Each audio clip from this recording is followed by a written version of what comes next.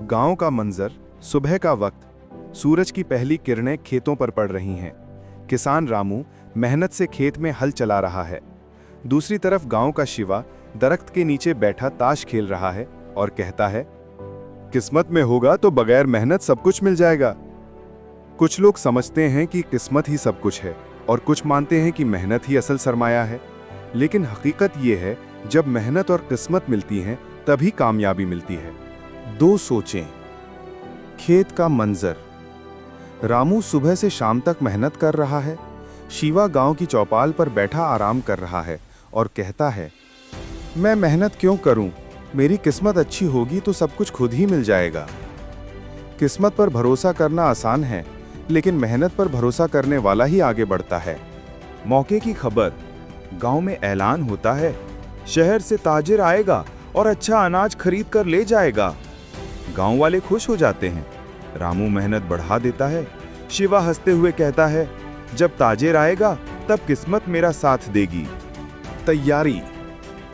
दिन रात रामू खेत में काम करता है, बीज बोता है, पानी देता है, फसल संवार रहा है। शिवा फिर भी सुस्त है और सिर्फ ख्वाब देख रहा है कि एक दिन अमीर बनेगा।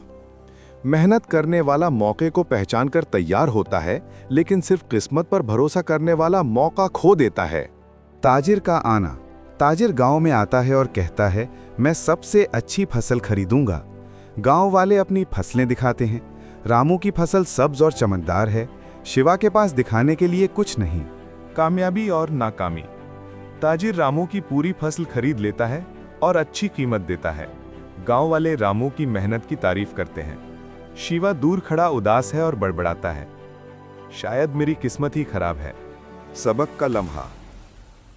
शिवा रामू से कहता है, भाई तुम्हें किस्मत ने साथ दिया।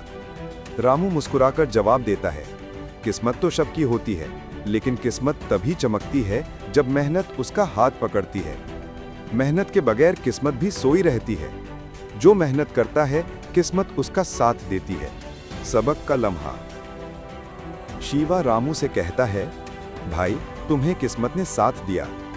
रामू मुस्कुराकर जवाब देता है, किस्मत तो सबकी होती है, लेकिन किस्मत तभी चमकती है जब मेहनत उसका हाथ पकड़ती है।